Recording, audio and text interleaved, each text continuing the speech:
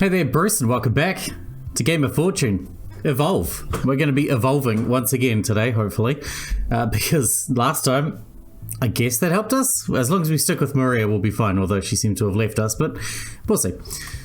Wait, that grass here looks a little different than the others. I walked over toward a point in the snow where some hearty grass shoots were sticking out. There was a nearby sign right by them. Snow turnip. This hardy vegetable grows only in the coldest of climates, but is chock full of nutrients. Unfortunately, it's highly toxic to most creatures, and it's also hard to pull out of the ground. Provides 5 food. Jackpot. This is exactly what I need. If I could just get one of these, I'd be able to basically get all the food I need for the day. I gripped the grass root and began to pull.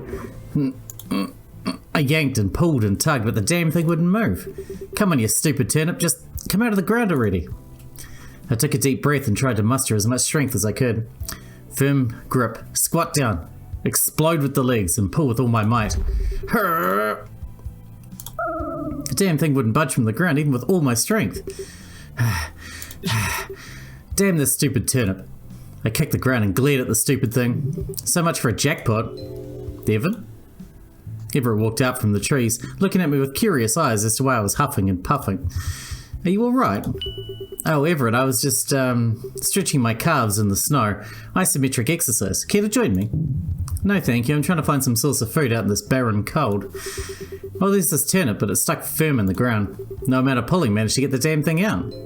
Really? Everett looked over at a nearby sign and nodded his head.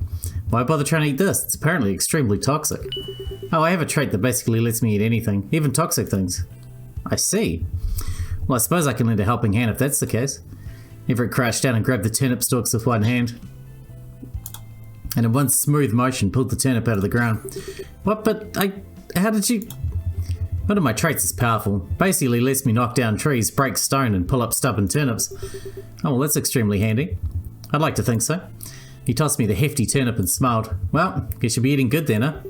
Yeah, with this I should actually be full. What about you? Well, unfortunately I still need to find my cache of food from the previous day. Cache? Another of my traits. Essentially, I can take food and cache it for later. It'll be worth double its food content. It's like an investment in the future. Of course, I have to find it first, and I wasn't expecting to have to search through the snow. Gotcha. Well, at least it sounds useful. I like to think it is. Would you mind helping me look for it? Sure, I mean, it's the least I can do since you helped me out. I appreciate it. So what exactly are we looking for? Essentially a pile of stones, though I imagine they might have been moved or covered by the snow. I remember burying them in the dirt by them, so hopefully it won't be too long to find them. Alright, I'll keep my eyes peeled. Thanks. I remember they were around the lake. Well, let's hurry. It's pretty dang cold out here, and I don't want to be stuck out here any longer than I have to. Fair enough. Let's not try to freeze out here. We walked over toward the lake, or at least where we thought the lake was. Naturally, things are a bit different than before. Well, I guess I shouldn't be surprised to see the lake is frozen. Well, at least we have access to some fresh water. Let's see if I can... Everett walked over towards the lake and crouched down. Everett punched the ice and created a hole in it, which he cautiously drank from. Still fresh in case you want to get a drink. Isn't it cold? Yes, which is why I suggest drinking it quickly before your hands freeze up. Alright. I drank from the frozen lake until I had all the water I needed. After that, we went back to searching around the lake. The first few minutes we didn't have much luck finding anything of note, but eventually we found a small pile of stones near the edge of the lake. Ah, this ought to be it. This spot, is it, huh? Should be. I remember stacking the rocks here, so now it should just be a matter of... He started digging through the snow and dirt, tossing out piles and piles of debris until... What in the world? How... I looked over to see Everett leaning over what looked to be a pile of berries wrapped in leaves. You got some berries in there, is that right? Yeah, yes, it's fine, but I had meat in here. That would have gotten me 4, and the berries would have covered 6. Everett picked up some of the berries and sniffed them carefully. Someone rummaged through them, and now they've somehow rotted. Great, He pinched the bridge of his nose and shook his head. Someone went through here and found my cache and decided to help themselves. He groaned and stood up and started to pace around. Meanwhile, I looked over the berries once more. They didn't look all that bad to me, and when I picked them up and smelled them, they seemed bland. Are you sure they're rotten? Can't you smell it? It's certainly gone bad. Whoever uncovered my cache must have gotten them messy. This must be my iron gut working in my favour again. I could probably eat this for myself if I wanted to. Hey Everett, maybe I can help you out a bit here. I have a trait called generous where I can give some of the food that I've eaten. And since I can eat rotten food, I can basically eat these berries and regain whatever I pass to you. Oh, that's quite handy of you. Yeah, I know it won't clear everything for you, but at least it'll keep it from being a major waste. True. Thank you, Devin, for being so considerate. Though you're not going to regurgitate the food back up, eh? No, it's just like we have to touch tablets real quick. Oh, okay, that's a relief. We touched tablets for a moment and I tapped on my screen to share 4 food. There, now you should have 4 food. Excellent. I'm truly in your debt. But are you truly going to eat those berries? I shrugged and took a handful of them in my mouth. Honestly, not that bad. I wonder if this is how vultures feel. They're pretty tasty, honestly. Your indomitable stomach is certainly useful. Still, I'm trying to figure out who would even dig this up. I'm guessing it would have to be one of us, right? And before you glare at me, I'm a herbivore, so I wouldn't steal any of your meat. I see. Well, I suppose it would have to be Richard or Maria then. The thing that confuses me is the timing of all this. What do you mean? Right before I went to sleep, I buried all my food into this cache. I'm certain no one saw me bury it. And finding it by chance, while likely, seems it might take a bit of time. Maybe the person who dug this up was... Wow, it sounds like... Well, you know Maria's a omnivore, so it seems like the most obvious choice. Maybe it was Maria? She had a trait that let her wake up early. So she could have had a head start finding this just by chance. I suppose it wouldn't be a surprise to know that she sabotaged me in such a way. I don't think she tried and sabotage you on purpose. She was probably just looking for food. She had a trait where she basically only gets half the food content of whatever she eats. So she may have just been desperate. If that's the truth, then why'd she only eat the meat that I had, not the berries? Was she a carnivore? Actually, she was an omnivore, so she probably would have wanted to eat whatever you had, if she wasn't full. And unless she got really lucky, I can't imagine she found enough food at the start that she just found your cache and ate what she needed. So never mind, it probably wasn't Maria. What if it was Richard? And why do you think that? Well, I don't think it would have been Maria because she would have eaten everything you had as an omnivore. But I didn't think I ever saw him around in the previous day at all. You said you saw him sleeping, right? I did. It was somewhat odd to think he'd spend the whole day just sleeping when you need to get food and water. Maybe he's like nocturnal. Maybe, and this is just a thought, but maybe he was sleeping because he was nocturnal or something. Nocturnal, you say? Yeah, one of the traits I had last time was heavy sleeper. Basically, I slept through part of the day, and if I got woken up, I'd end up feeling really lethargic, or so the description said. Richard seemed to be a bit lethargic yesterday, and so you found him sleeping during the daytime. Maybe he had a trait that made him weak or tired during the day. But at night, he might be able to look for food and water. I see, in that case, perhaps he might have been able to spot me right before I went to rest. Or he'd just have a lot of time to search around and wouldn't have found my cache. If that's the case, though, it's concerning. Why? Because it would mean that he's likely some kind of carnivore, a creature that only eats meat. Is that a bad thing? Well, sort of. It means you can only eat animals around here, but there's also another thing. If an omnivore or a carnivore takes a hold of your tablet, they can proceed to eat you. Eat me? Have you noticed your creature has an amount of meat that they provide? If you get eaten, that amount basically counts toward their food total. I assume that if you get eaten, your collar activates and you die. That's scary. Maria could have chosen to try and eat me at any point, and Everett certainly could have done that too. Sheesh, being a herbivore kind of sucks, now that I know that everyone else but me can just kill for food. Of course, you don't need to worry about me resorting to such tactics. I'm nearly full. All I need to find is something else to eat and I'll be good to go. And with you around, if I can't eat it, you can just share some of your own food and then take whatever I find. You're quite useful in that regard. Your trait makes you ideal to keep around. Thanks. Don't mention it. Now let's see if we can find some last minute meal. I mean, that's good. That means not only will he not eat us, but he'll protect us from someone else trying to eat us. We walked back toward the forest to see if we could find some food, or of some kind. We searched around the trees, lifted rocks. We even followed tracks, hoping we'd find an animal of some kind. Eventually we did manage to find something. I think we're getting close. Let's hope so. I'm getting really cold. Even in all these clothes? And you're not? Everett shrugged and continued walking through the snow. Pain is temporary, and worth it if you achieve whatever goal you're aiming toward. Even if it's a little cold, it's better than huddling around in a hole and starving to death. Fair point. Aha, there we are. Everett pointed toward a snow-white rabbit that was idly chewing some grass. Looks like it'll be worth about 4 food, which should be enough for me. How can you tell? There's a little number etched on the fur. Looks like a 4. Don't you see it? Nope, not at all. I wonder if it's just something meat eaters notice. Either way, if I can get a hold of it, then I'll be set for the day. Alright, then should we just try to grab it? You think you can catch a rabbit with your bare hands? No. I didn't think so. I can't either. So our next best bet is to try and trap it. How are you going to do that? Do we even have time or materials to trap a rabbit? No, but the creatures are surprisingly predictable. If you try to chase one, it will attempt to flee back home. All we have to do is find its burrow and I can ambush it there. Well, that's great and all, but we still have to find the burrow. Shouldn't be too hard. All we have to do is look around the snow for more tracks and a path that's been travelled. Like there. Everett pointed to a part of the snow where a pattern of tracks and pressed snow seemed to form a sort of path. So if we go around here, we should find a burrow around here. After a few seconds of searching, we found a small hole in the ground where the path led to. This looks like the place. Let's see if there's anything outside. Everett peered inside the burrow, but shook his head when he didn't see anything. Not so much for that. I suppose it was foolish of me to think that I'd find anything down there. Still, this is probably where the rabbit will run if it gets chased. The only problem is that there might be multiple entrance points, and once it's inside, I doubt we'll have time to wait it out or try and dig it out. So we'll have to be precise. Alright, but are you really sure you're going to be able to catch a wild rabbit with just your hands? Even if it like runs in this direction, those things can turn on a dime and zip in another direction. Do you have a plan or something? Yes, I do.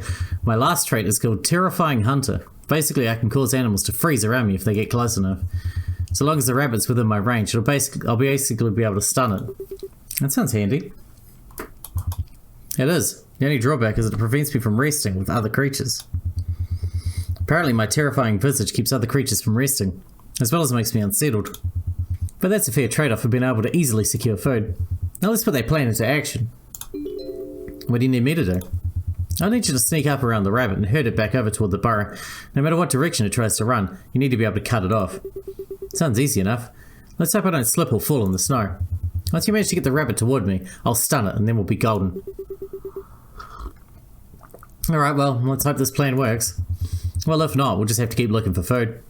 Let's hope it works, because if not, I'll be starting to worry about Everett thinking of me as a convenient snack to eat. I walked slowly across the snow, trying to get across to the rabbit. The rabbit obviously spotted me. I was a big looming threat walking across a snowy field, but it didn't seem keen on running away. Not at first, anyway. But I slowly began to approach the rabbit from behind, and as expected, it hopped away at first. Another few steps, and the rabbit hopped away a few more times. I'm sure I could keep this going at a slow pace, but I needed to give this thing a sense of urgency. That I was a dangerous threat. And so I took a quick step toward the rabbit and watched as it sprinted away from me. The problem was that it wasn't running toward the burrow, it was running somewhere else. Fuck, of course it wouldn't work so damn smoothly. I tried to run across the snow to keep the rabbit from getting too far off track. And just as I blocked off one route, it ran to another. I ran and ran and ran, trying to cut off all its escape routes, at least as best I could. Will you just go home already? You're wearing me down. The rabbit didn't care. It continued to prance and flop around in the snow as if it was taunting me. As if it knew I was trying to corral it back home. Stupid fucking rabbit. I huffed and leaped at the damn creature, but it jumped right over me. Having trouble over there? I'm working on it. I spat out some snow before getting back up onto my feet. Now anger was fueling me rather than desperation. I almost forgot I had to chase the rabbit in a particular direction, was just running after the damn thing. Maybe you could sense my rage, but now all of a sudden the rabbit was running towards its home. I didn't even care that much, I just wanted to catch this rabbit on my own at this point. But once it started on its path back to the burrow, Everett jumped out from its hiding spot. And the rabbit seemed to just skid to a halt and freeze, which let him crouch down and grab the rabbit by the scruff of its neck without any trouble at all. And it poofed into some kind of hunk of meat in Everett's hand. Good work. It's amazing what you can do when a creature is desperate for safety. He took a bite of the meat and then gave me a pat on the back. Thanks. Well, that should take care of both of our needs then, yeah? Yeah, just give me a minute to catch my breath. Of course, we've got about 10 minutes left. Plenty of time to get back to our respective homes. Right. We walked around a bit, trying to find the path back to where we'd originally met. And as we walked, I kept wondering where the others were. Kind of strange I haven't seen Maria or Richard at all. Even if Richard is living in some nocturnal lifestyle, I imagine he'd have shown up somewhere. Well, if we're speaking of animals, most nocturnal creatures live that lifestyle for a variety of reasons. Some do it to avoid active daytime predators, others because it's easier for them to hunt at night and are adapted to moving around in the dark. If Richard is meant to be nocturnal, he probably has some means of being able to travel around well in the dark. I guess that makes sense. Still strange I haven't seen Maria. Everett shrugged and looked around some of the trees. My guess she probably went to try and find food in a number of places and then decided to sleep when she was done. No one wants to be out in this cold weather, I'd imagine. Yeah, you don't have to tell me twice. Speaking of, did Maria say anything interesting about me? No, nothing really. Oh, well, that's a bit of a surprise. I was sure she'd be cursing my name and saying all sorts of cruel and mean things about me. What gave you that impression? Oh, Maria has, depending on your point of view, justified anger against the Digits of Eden, and by extension, me. Especially since I'm here on behalf of the Digits of Eden. Weren't you all quiet about what work you were here for? I was back out in the open with hundreds of ears and with certain people keeping an eye on me. I don't mind telling you the details of my work and why I'm here, especially since I doubt you're much of a threat to my mission. Alright. Well, why is Maria angry at the Digits of Eden, and at you? Everett sighed and for a moment was quiet as we walked through the snow. She believes that we unjustly retaliated against her mother when she threatened our organisation. Maria's mother threatened the Digits of Eden? Quite so. Blackmail, in fact, promising to go public with secrets, information and conspiracies if we didn't give her hefty amounts of money. Naturally, we couldn't abide by such actions, especially since so many people rely on us for financial, emotional and mental stability. If we were to agree to her terms once, then no doubt she would do it again and again and again until we were but puppets under her thumb. And so we had to find a means of dealing with her. And that method was, well, frankly, there was going to be some kind of compromise. But we never had the chance. What do you mean you never had the chance? What I mean is Maria's mother died before we had the opportunity to even discuss a potential solution. Seriously? Unfortunately so. The woman abused the bottle, so to speak, and her health issues had caught up with her. At the very least, that's what I've been told. I was preoccupied with the better part of 4 years. I wasn't fully aware of what was going on. Maria, of course, thinks that there was foul play involved, but that's simply not the case. I imagine she's still racked with grief and anger, since it does seem suspicious. Real shame too. She was one of the best recruiters that we've ever had. Wait, hold on. What do you mean she's one of the best recruiters? I'm getting ahead of myself, aren't I? Well, Maria and her mother were both members of the Digits of Eden. In fact, Maria's been with us ever since she was born. Once she was old enough, she was happy to work as a recruiter for the organisation. I have to admit, she has a talent for winning people over. Truth be told, her work is why she's here. She's something of a legend among the organisation. Won herself a spot to participate in this game. Really? That's not what I expected to hear. Well, I hope it wasn't too surprising. Either way, I believe she's here because she wants to bring her mother back, which is good. Her mother died far too young. But I do worry about whether we'll end up causing the blackmail situation again. No, actually, I'm not worried about that at all. We've taken precautions to protect ourselves against such measures. No, I worry what she and her friend Alphonse might be here for. Whether they truly want to revive Maria's mother or if they're out for revenge. Revenge because they think the Digits of Eden are responsible for her mother's death? Precisely. I want to believe that Maria is here for a good reason, but I can't quite be certain that's the case. But anyhow, I've prattled on long enough. I don't mean to gossip about things like that. I should probably take my leave. I'm assuming you know how to get back to your own home. Yeah, it shouldn't be far off. Excellent. Well, I wish you good luck then. Actually, there is one last thing. Well, if you're comfortable with this, do you mind the mating thing? Can we do that? Why did Bill have to name this stupid feature in such a way? Sure, it's not like it's a big deal or anything. But I have to ask, why? Well, I just think it's a good move to make for the sake of the game. It's called evolution for a reason, isn't it? We're creatures trying to survive day to day and evolve to meet challenges that we'll have to face. I mean, look around us. This used to be a heavily forested area that was rather temperate. But now it's snow-laden winter wonderland. Strategies that work one day might not work in another. That's what I assume the trait system is for. It lays out a potential strategy for survival, but those traits might not always be useful depending on the environment we're in. That's one of the reasons why creatures constantly change and evolve over time. Staying the same works great until it suddenly doesn't. Being able to adapt, prepare, and change as needed is important for survival. And in order to change, the mating thing needs to happen. So you basically want to hedge your bets and see if you get any new good traits from this. That's what happened with me. Some of my traits changed after I mated with Maria. As I expected. Well, let's do it. No need to make it awkward, though. Everett nodded, seemingly relieved that I wasn't making a big deal out of it. After we mated, Everett gave a curt nod and turned away. Well, good luck out there. We only got one day left, so here's hoping we make it. Yep, good luck to you as well. This is just a giant mess. But rather than overthink these things, I walked back to the cave where I woke up and the sun was setting and soon there wouldn't be much time left. Luckily, the cave wasn't too far off and I was able to get my way inside. It was still cold, but somehow the cave seemed warmer. To my surprise, I saw Maria resting on the bed she made previously in the cave. Welcome home. Wow, you made it. I was waiting for you. Figured you'd show up sooner or later. She yawned and then stretched her arms and legs slightly before curling up into a ball on the bed. You find enough food and stuff? Yeah, I'm all set. I lay down beside her, rubbing my eyes. I felt fatigue starting to take hold of me. What about you? I bet you went on some fun adventure. Well, first I woke up early and tried to wake you up, but you were out like a light. You wouldn't believe who I ran into, though. Who? Richard. The guy was munching on turkey legs. Apparently he found them buried out somewhere by the frozen lake. Well, that answers that question, a mysterious meat thief. I was honestly a little worried for him. He said it was hard to find enough food in the cold. So I helped him hunt a little. Caught some fish for him just before he had to go to bed. Also mated with him too. Should have seen his face. The guy was flustered like a cherry. I'm sure you had fun, but it must have been hard finding enough food for yourself. Actually, not really. My fast metabolism trait got replaced with one called steady diet. I'll tell you about it in the morning. I'm getting sleepy. I'll see you in the morning then. See ya. We both let out one last yawn before slowly succumbing to the urge of sleep.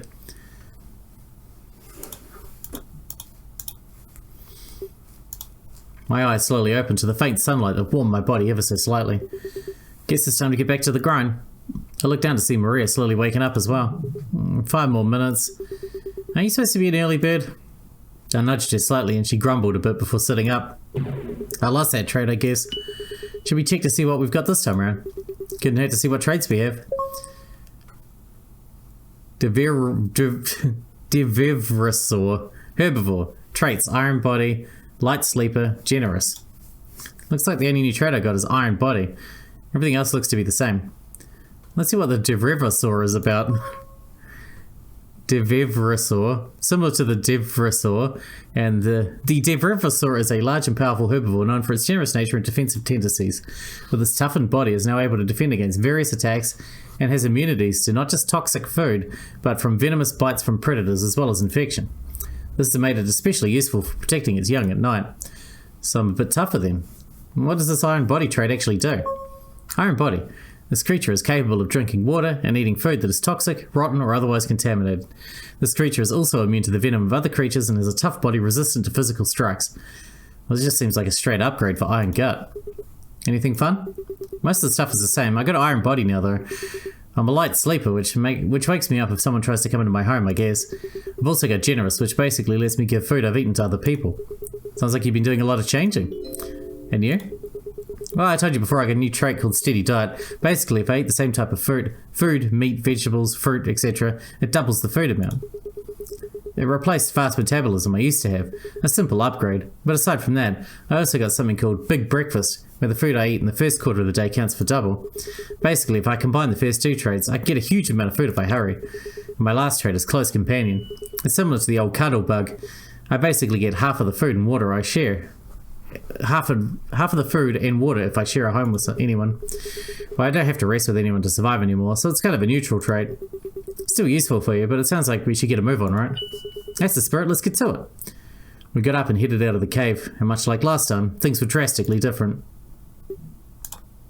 Wow, pretty dang hot out here. How did we go from a forest to an ice-covered forest to a goddamn desert? Guess we must have been sleeping for a couple of million years, huh? Ugh. Well, let's hurry. No point wasting around, huh? What? Where do we even look for food? Where do we look for water? I don't know. Somewhere. Where do most animals get food in the desert? Cacti? Shrubs? Fruit from bushes? Then all we have to do is find those then. Easy peasy. I admire your optimism, I really do. Let's hope it turns out to be right. We started searching around the hot desert for any side of food or water. The previous river and lake we got all of our water before had dried up, leaving only a slope of coarse sand and dirt. For a while we simply walked along the prior river, hoping to find some kind of food somewhere. We didn't have much luck finding food, but we did find something else, or rather someone else. Oh crap, it's Everett. What the hell is he doing now? Digging in the sand, it looks like. Come on, let's just let him do his thing. I'd rather not deal with him right now. Maria? Devin? Great. Everett paused from his digging to approach us, wiped off the sand from his suit and gave us each a warm smile. Good to see that both of you are doing well. I'm sure you are. How goes the food hunting? Not so great. There aren't many easy pickings in terms of food, especially any animals. Deserts aren't exactly known for their abundance of food after all. But now that you're here, I can at least remedy part of that. What do you mean by that? Well, I saved a bit of food from the previous day after I split off from Devin. Wait, you were with Devin yesterday? I was. Is that a problem? Maria glared at me for a moment, then at Everett before shrugging. It's fine. It's fine. I'm sure you two had a great adventure together. Oh great, here we go. Well, either way, I figured it wouldn't hurt to bring up that I cached one of those snow turnips. They're worth 5 food, and since I cached them, they're worth double that. That sounds great. That's enough to fill anyone up to full.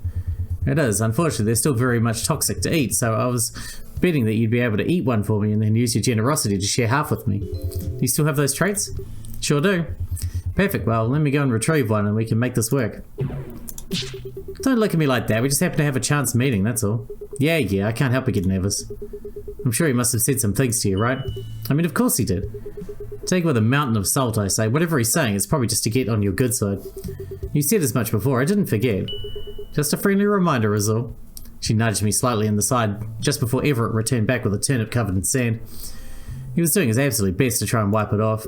You can't possibly expect me to eat that. It's covered in dirt and sand, right? Well, I would wash it first, but it's not like it matters to you, does it? I may have an iron stomach. Doesn't mean I'm going to eat a sand-covered turnip. Everett sighed and continued to wipe away the turnip. How about we look for water together? 6 eyes are better than 2 after all. Or I could just go alone, but if that's the case, I'm going to need that turnip back. Huh? But you can't eat it. Why not just give it to me? The turnip's an investment. The idea that by using our powers together we can both benefit. It's unfair for you to reap all the benefits of the food that I cached, and I get nothing out of it, don't you think? Aha, so you think you're entitled to this little gift then? I just told you it's an investment, not a gift. Would you give away your only means for survival without expecting anything in return? Of course I would, because I'm a good person. A good person, you say? What you're saying is complete drivel. You will die if you give every morsel of food and every drop of water to Devin without at least assuring your own needs are somewhat met. Well, I just won't die. And here's where we differ. You have absolutely no concept of reality. Or worse, you're just lying to make yourself look great so that you can take advantage of poor Devin later down the line. I don't need to resort using your tactics. My tactics, what tactics are you willing to employ? Are you so eager to jump to death just to give a good impression? It's a pointless goal. Alright. Can you two quit it? We're going to waste time if we end up arguing this whole time, you know that. Everett, I will gladly take the turnip and share half of it with you. Glad someone here can see reason. Please don't start a fight right after we ended one. We're all trying to survive. Even if you two have beef with one another, you can at least wait until we got food and water. Fine. I'm willing to agree to those terms. And let's just try and find some water around here. We walked around the desert for a few more minutes, keeping your eyes peeled for any hint of water anywhere. A river, a lake, an ocean. Even a puddle that would be appreciated at this point. And as luck would have it, there was a source of water nearby. I think I see something further up ahead. What, is it water? Because I'm so damn hot.